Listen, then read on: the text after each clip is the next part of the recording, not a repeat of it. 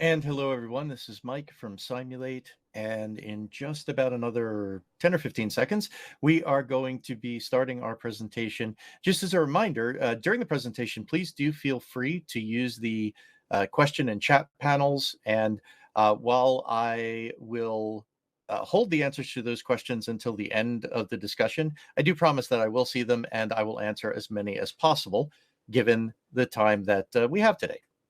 So, without further ado, let's talk about upping your game, moving from more traditional cybersecurity into exposure management. And this is where things like extensions such as attack surface management come into play.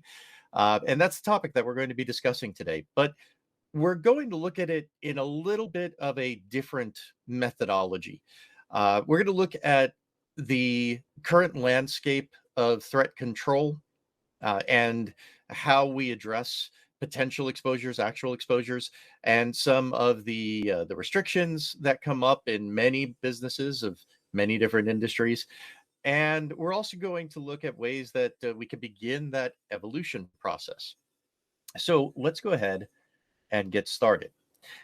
So I want to start out by saying that regardless of what industry you're in, what vertical you're in, the size of the organizations that you work with and for, every business has processes that are common and in place and used every day by every other area of the business. And many of us are quite familiar with these processes. Finance does balance sheets on a daily basis, they do regular reconciliations and audits, typically weekly and quarterly. And of course, they do an annual third party audit, especially if it's a regulated industry. The same types of processes are seen in sales with pipeline reviews and quarterly business reviews, in production, if you're a manufacturing organization, with daily safety reviews and ongoing QA checks.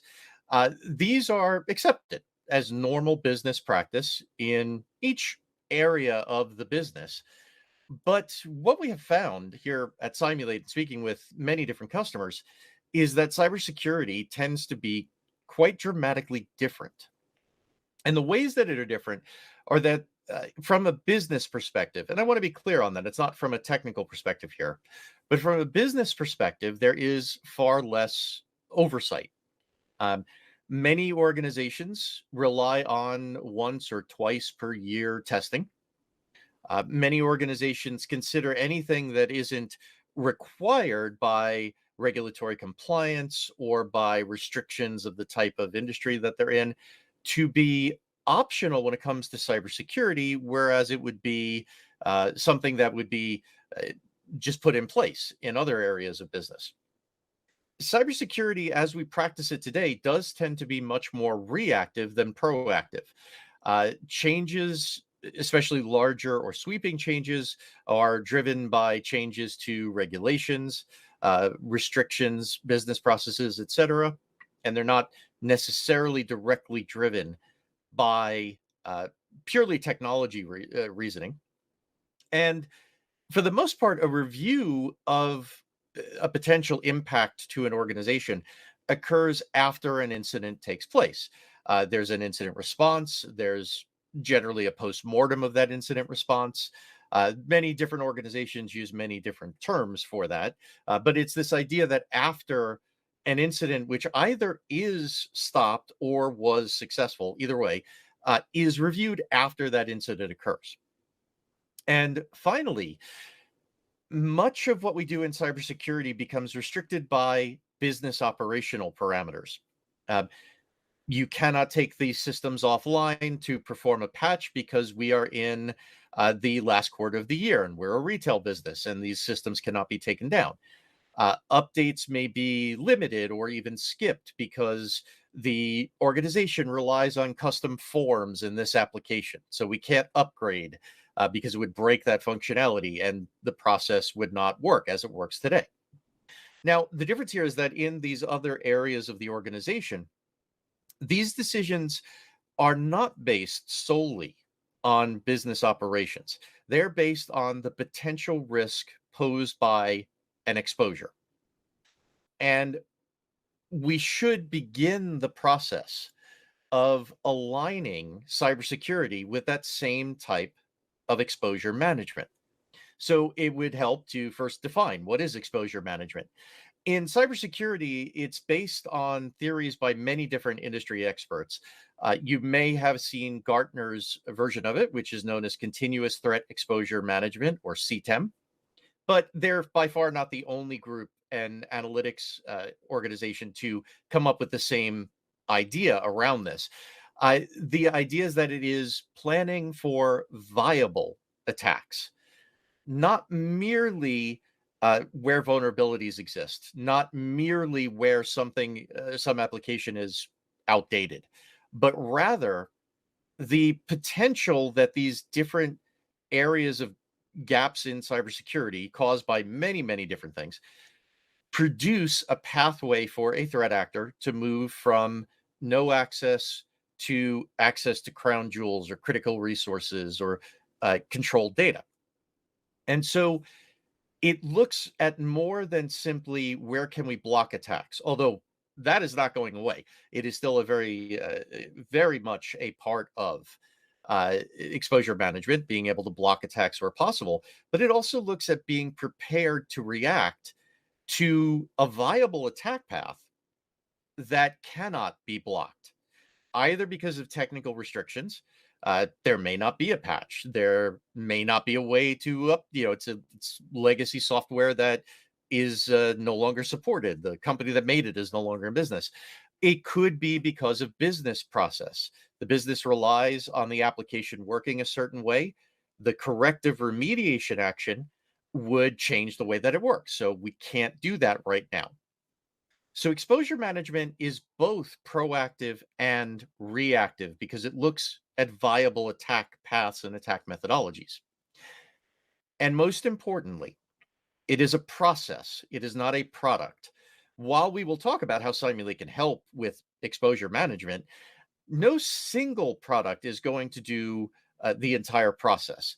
It is a process of scoping, discovery, baselining, validation, and then what Gartner calls mobilization, what many of us would call operationalizing, putting these things into effect as a new process. And it is a cycle where business unit by business unit, each of those business units with their unique business contexts and needs and requirements are reviewed on a very regular basis, not once or twice a year, but perhaps once a month or once a quarter. A much more frequent evaluation of how the organization can deal with a viable attack against a specific area of the business. And so that is where we move from patch management and breach and attack simulation into exposure management. And we're going to talk a bit more about that as we go. But first, why is it really necessary that this evolution begin? And I'm using the term evolution here for a very specific purpose. And that purpose is evolution is a process that must occur over time. This would not be something that will occur instantly or overnight. It is something that will evolve as a process in your specific organizations as per the needs of those specific organizations. So, why does this evolution need to begin? Well, attackers are learning from business and they are becoming quite business savvy. They look for outdated software that businesses still rely upon. They look for disconnects between business stakeholders and technical stakeholders that cause gaps to form. They are, in fact, learning from the most successful businesses in the world and beginning to adopt the same types of methodologies. And that means that cybersecurity must also begin evolving into a unified process with the business itself. In terms of why it's important for the business, that's why cybersecurity needs to change. What does the business side of it need to change? Well, the money of an organization, the most critical asset that that organization holds, whether it is real estate, whether it is uh, the value of customer trust, whether it is actual financial information, is now digital. We don't deal in the trading of physical stock certificates or bonds. We don't visualize assets under management as physical objects anymore, and we haven't for some time. But in many cases, businesses are still operating with the mindset that these are physical operations and that they could be protected and that they could be controlled with more traditional physical type restrictions, and they can't. The money of the business is now digital, whatever that money represents, whatever the most valuable asset is. And so the protection also has to move. The business protection also has to move into the digital world. And the third and most important reason the evolution has to happen is that we have entered a period of time, and shows no signs of stopping, where the fallout from an incident is spectacularly visible. If we look at what happened earlier this very week with T-Mobile, not only was the news that T-Mobile had been breached widely spread and covered by mainstream news sources and technical news sources, but every one of those reports also noted that this was the second time this year and the third time in 1 year that T-Mobile had suffered such a breach. And so the idea that many business leaders still hold, that the information that there has been a breach and that there has been an exposure can be hidden, is no longer possible. This information will come to light either through investigative journalism or through regulatory and reporting compliance, and that will mean that it's going to be visible to shareholders, to customers, to everyone, whittling away at the trust in that organization. Most importantly, the types of attacks that we see succeeding these days, even from the more simpler attacks to even through the more complex attacks, they share a common bond, and that is that the recovery from these attacks takes a significant amount of time and effort. And that means if it was a revenue generating system for that organization, there is a loss in revenue purely because the incident occurred and the response was not defined well ahead of time so that it could be dealt with. So there is a direct loss to revenue. There is a loss in customer and shareholder trust if you're a public organization. And both of those things are exceptionally visible in the world today. And again, that's not coming from Simulate. That is something that any of us can see if we do quick Google searches for, Bing searches for any of the more recent attacks that have occurred. They're very public, they're very visible. So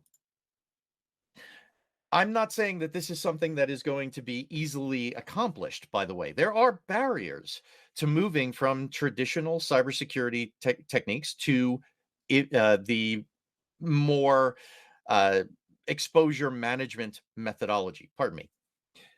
First off, there's a distinct lack of people and tools in most countries around the world, especially here in the US where I sit and overseas where Simulate has offices as well. We see that cybersecurity talent, especially talent trained in proactive operations, is rare. And where it is available, it is expensive. And by that, I mean not only the people, but also the tools that those people would use. Those tools also require a high level of expertise, and so we reinforce the people issues that we're having. So that lack of people and tools is a definite barrier to this evolution. There's a lack of visibility from the business side of the house, and the reasons for that are not only quite easy to understand, but they're remarkably common. Business leaders are very good at what they do. A CFO is an expert in corporate or institutional finance. A, a chief revenue officer or an executive vice president of sales is an expert in forecasting and managing pipeline and managing the people who will be bringing in deals to fulfill that pipeline and quotas, etc. These are business leaders who are, in fact, quite good at what they do, but they are not often good at what we in the cybersecurity world do. And so that lack of visibility caused by not having a common set of terms and methodologies is a big problem. It creates a barrier to moving toward exposure management. And one of the biggest ways that that's visualized is that The reasons for downtimes and upgrades can often be difficult to explain in terms of urgency and priority because there is no context for that business stakeholder to understand what's going on.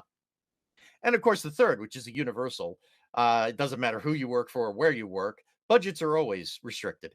In difficult times like we're going through in the world right now, they become especially restricted, but it doesn't really matter. Even if we're in a great financial outlook, it's still something that is going to have a finite amount assigned to it.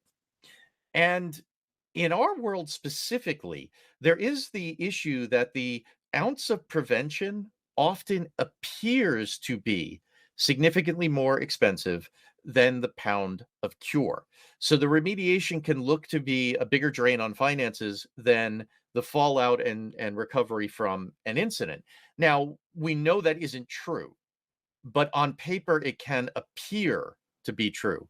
And again, it is because of that disconnect between business stakeholders and technical stakeholders, not because either side doesn't know their jobs, but because, in fact, the opposite. Each side knows their expertise and has trouble in translating between the two.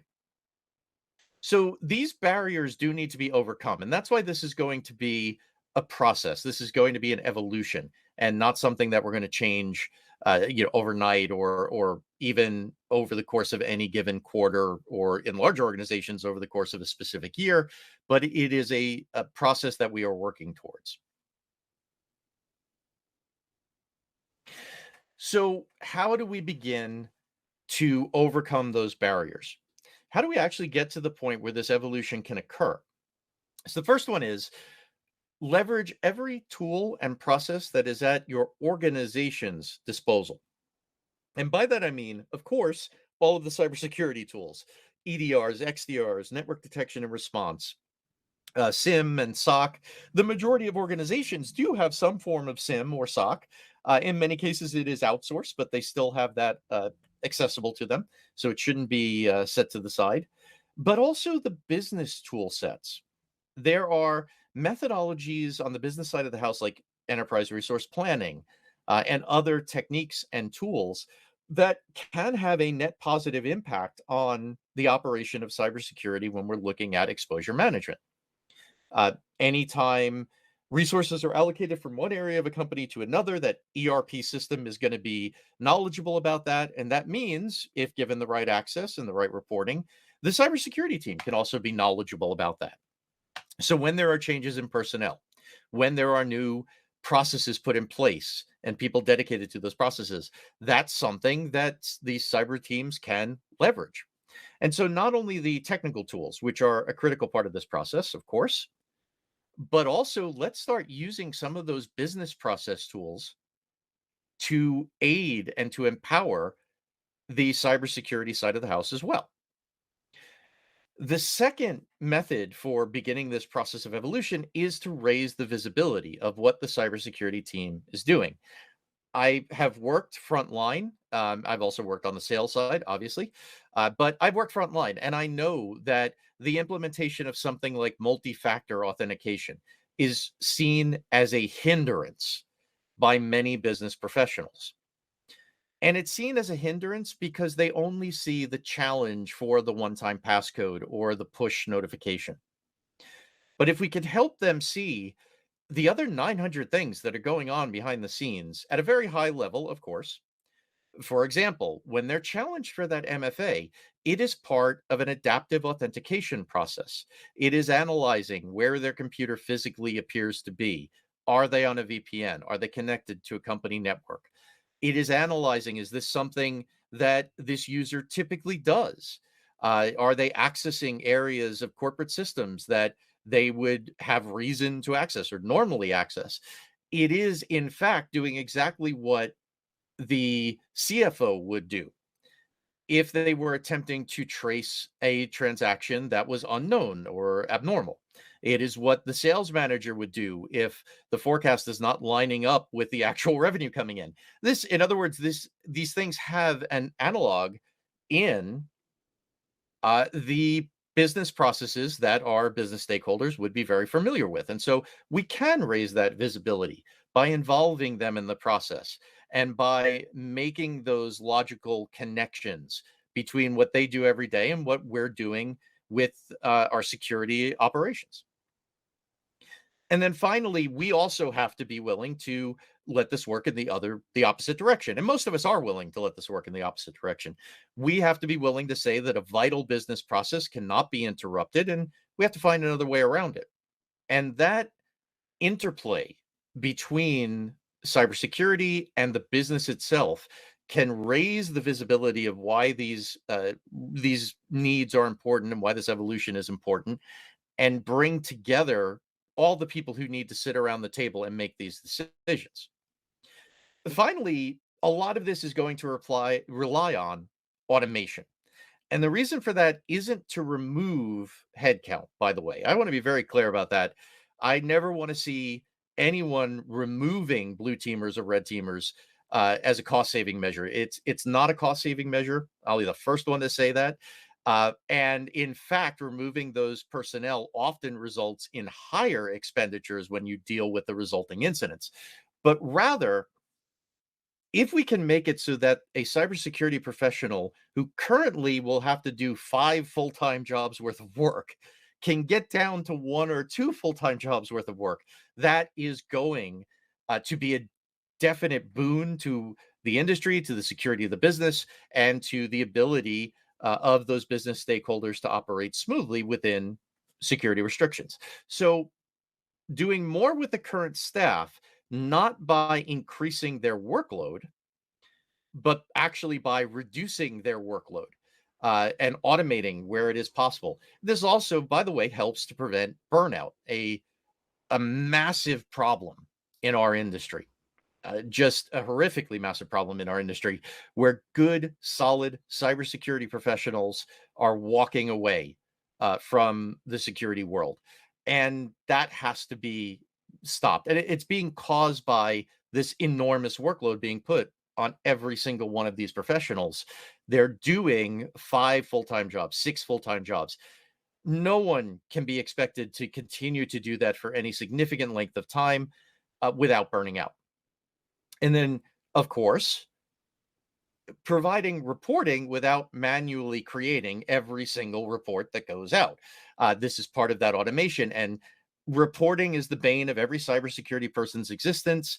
We're using Excel spreadsheets, we're using sometimes automated tools, but then we have to format that report into a readable format for other people to use. And doing all that manually is part of what contributes to the fact that the majority of cybersecurity professionals are doing 5 full-time jobs.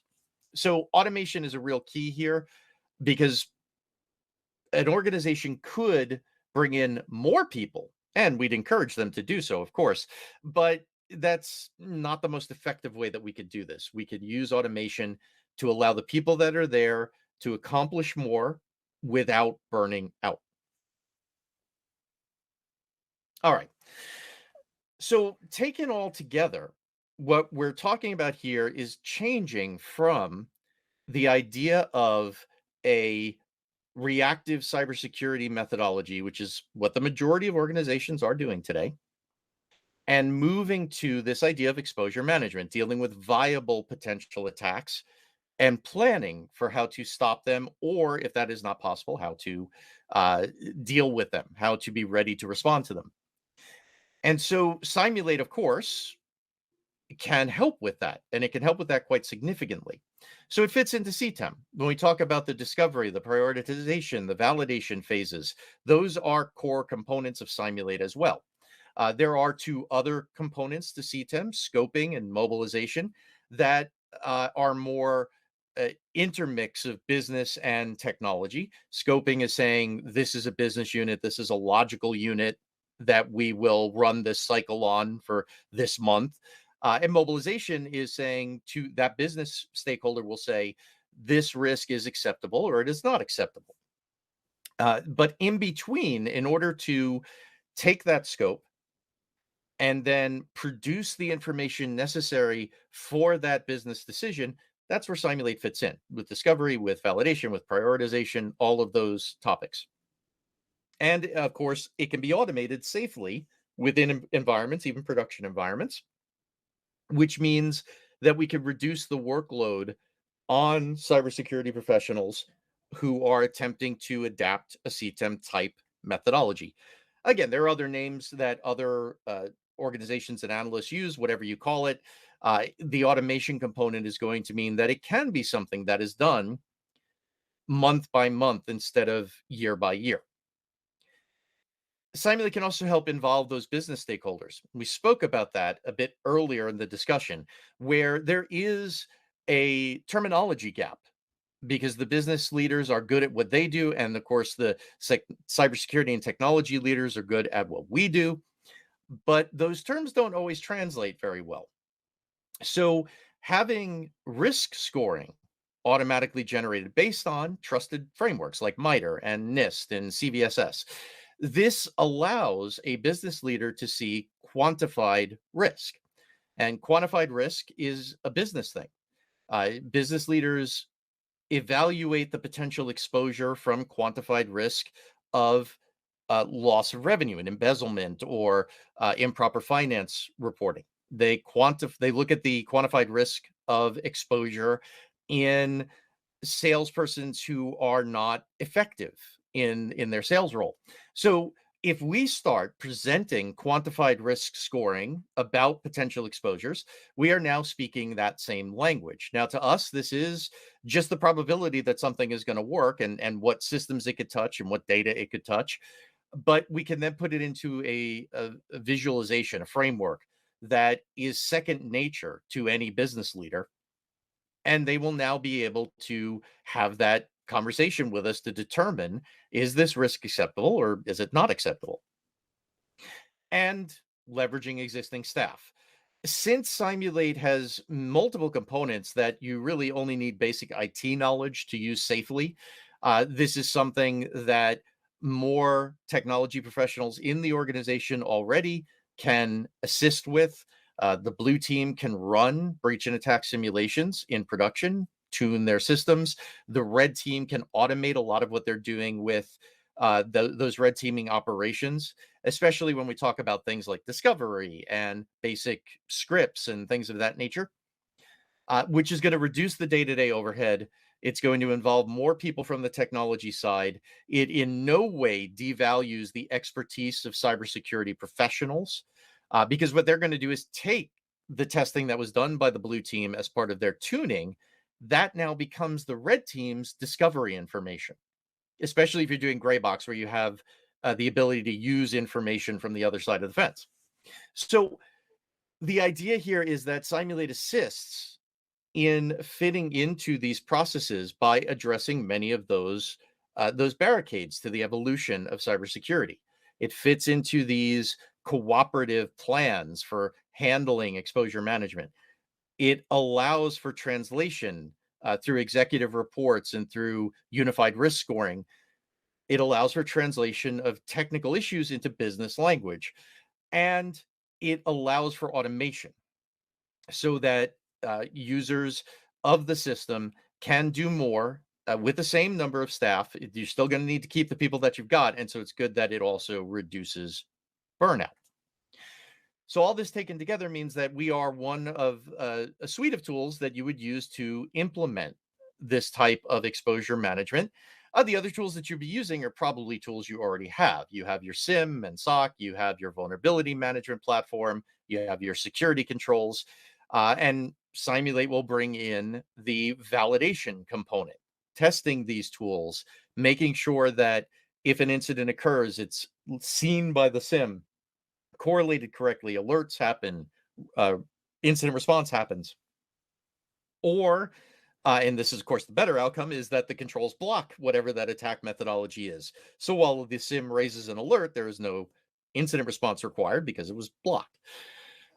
All of this comes together in that Simulate platform. And by the way, if anyone would like to know more about that, we are happy to do demonstrations with your organization and show you exactly how this can work.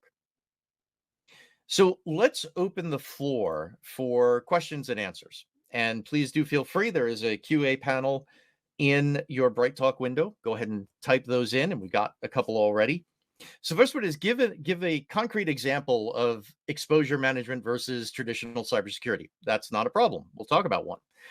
One of the best ones from somewhat recent times was the attacks against Exchange Server, things like Proxy Not Shell and those types of things. Um, Exchange Server 2013 is vulnerable to these methodologies, and even older versions as well. But there will not be security updates to address those particular concerns.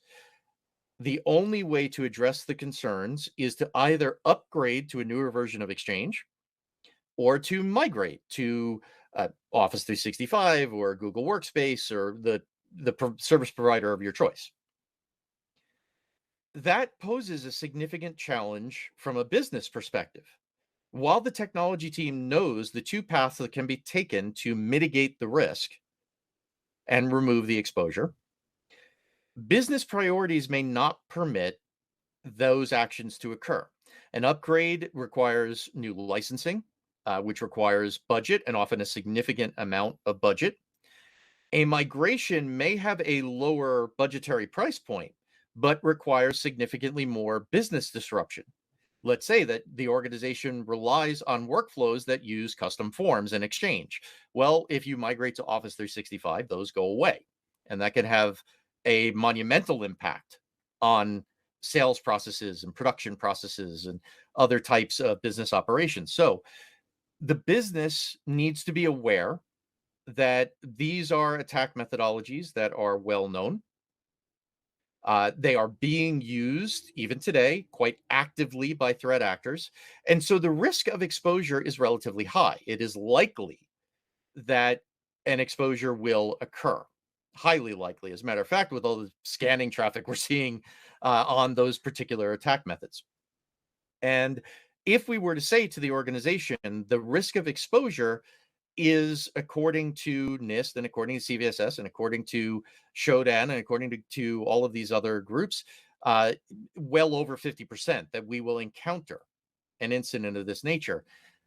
The business can now take that quantified risk and determine, is this an acceptable level of risk or is it not? And this is really where we start evolving into exposure management, because the business may say that such a risk is acceptable for the next 24 months, and then we'll have to reevaluate.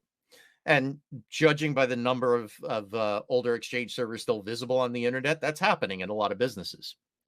So two things happen at that point. One, we have informed the business stakeholders that there is a heightened level of risk of exposure, and we can inform them as to what that exposure would create. There's business confidential data, there's contracts, there may be IP, intellectual property, there may be customer information. If you're a healthcare concern, there may be PHI that is stored within that email messaging system. And therefore, if we do fall victim to an attack, and we know that there is a high potential that this could occur, that data may be destroyed, that data may be stolen and published. And by spelling all of that out, and of course, Simulate can help automate the reporting necessary to do so, it becomes a problem that business stakeholders can evaluate from the perspective of the organization as a whole and make an informed decision on.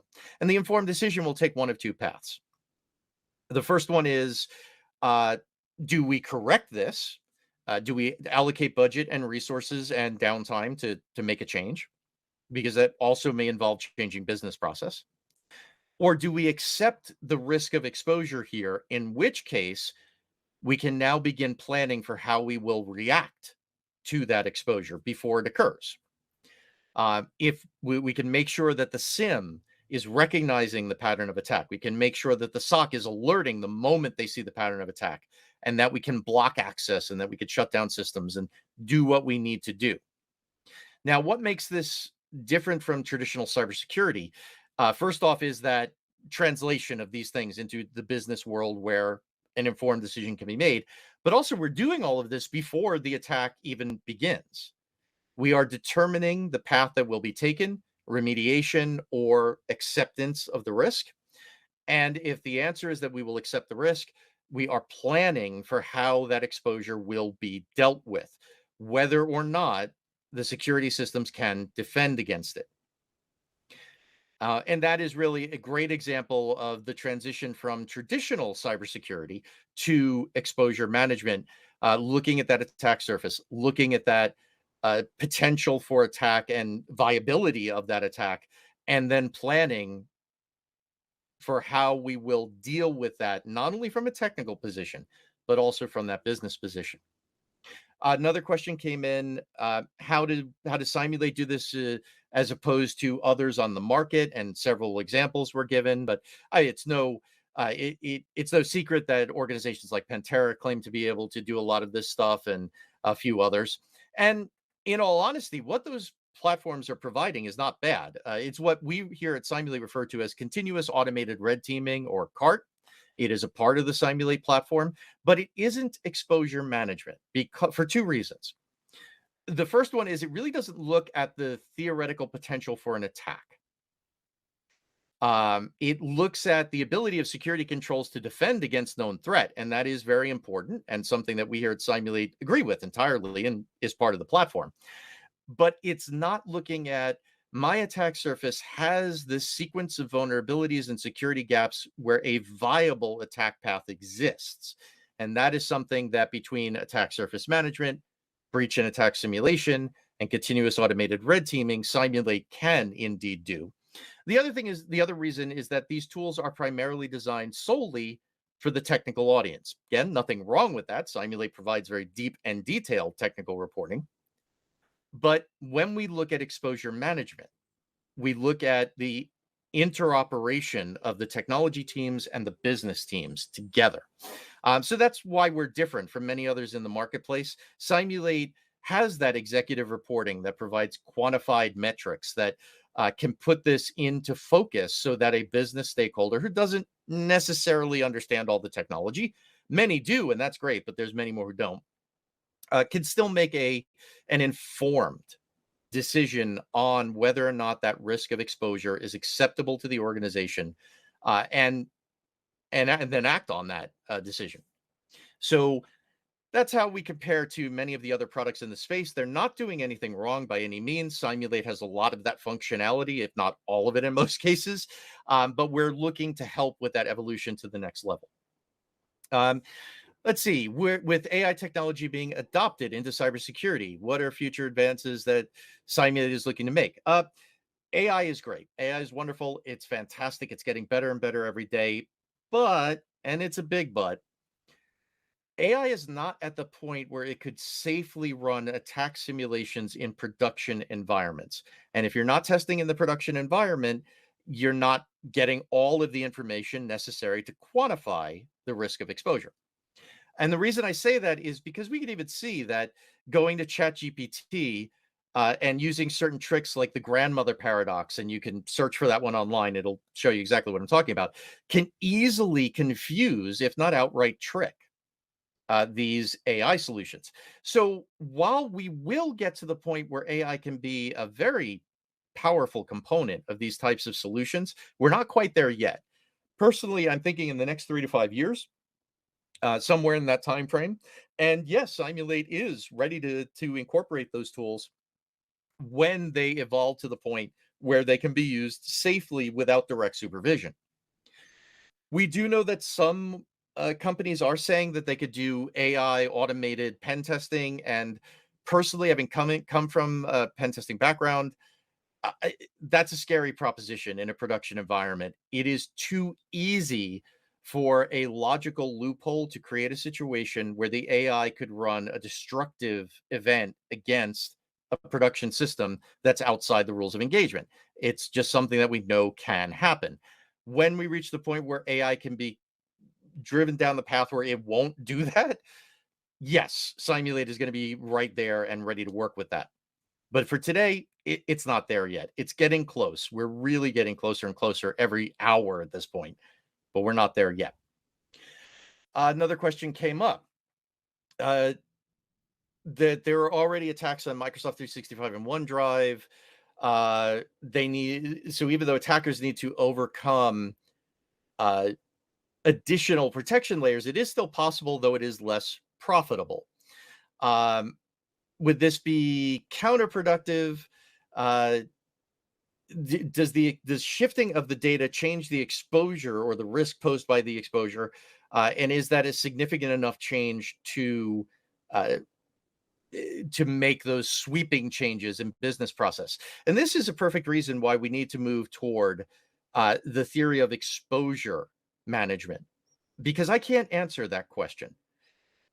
Whether the reduction in attack surface and the more difficult path a threat actor would have to follow to succeed that occurs when you move to Google Workspace or a Microsoft 365 for like an email messaging platform, just as one example, it can be quantified, but each business must make the decision on whether or not that quantified risk of exposure is significant enough to disrupt the business to make the change happen. And as technology professionals, we can't do that alone. We need to work in conjunction with the business stakeholders. And so that's why we say that exposure management is an evolution. We are going to start working with those business stakeholders because the technology alone can't answer that question as it was posed. Is the lowering of the overall attack surface and the additional layers of defense and the difficulty imposed against the threat actors lowering the risk enough that the business has decided that the risk of exposure becomes acceptable? That is something that each business must analyze based on the same analysis that they do when they look at changing sales operations or implementing a new accounting strategy. It's specific to each and every organization, to each and every business. And what we can do is provide the details necessary in a digestible format so that business leadership can make that decision. So sorry I couldn't give you a direct answer on that one, but the short answer is it really is a business by business question. And tools like Simulate can help generate the information and put it in a format that is usable by those business stakeholders who need to make that decision on a business by business cases. So a follow-up on a previous question, do we support the opinion that AI and CART is a match made in heaven? Short answer, we would not support that today, but we do support that it will be a match made in heaven. As I said, as AI continues to advance and neural networks and generative systems begin to have the ability to make a logical step that is always going to err on the side of safety and things like that, then yes, automation of red teaming with AI will become a possibility. We are not there yet, so I can't say that it's a match made in heaven right now. And as I said, there are many examples of where uh, security researchers have tricked ChatGPT, just as one example, and there are many, into doing things that it shouldn't do or providing incorrect information. Um, we're just not there yet, but we will get there, and then it will be. But I also want to very much state for the record and in public that even with the best artificial intelligence, the goal should be and must be to reduce the workload on cybersecurity professionals and never to replace cybersecurity professionals. The main reason for that, in brutal honesty, is that there are things that the human mind can do that we are 2 or 3 generations away from a an artificial intelligence doing. Will we get there? Yes, and then we're all gonna have to learn how to manage the AI instead of managing the security controls, but we are far away from that point. So, near term, AI will become a powerful component of automated red teaming. Not right this moment, but in the next couple of years, maybe 3 to 5. Long term, cybersecurity will evolve again into management of these artificial intelligences as opposed to management of the tools directly. But that is a much more long term goal. And so AI is not a direct threat to cybersecurity jobs right now just because it is way too easy to trick an AI into do something that is outright destructive.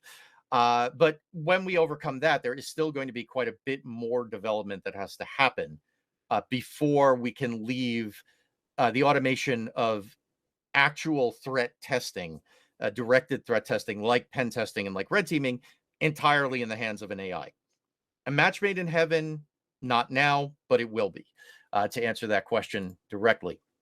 Okay.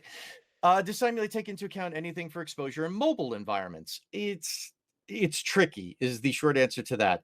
What and this is a, but this is a great example of how we need to evolve into exposure management.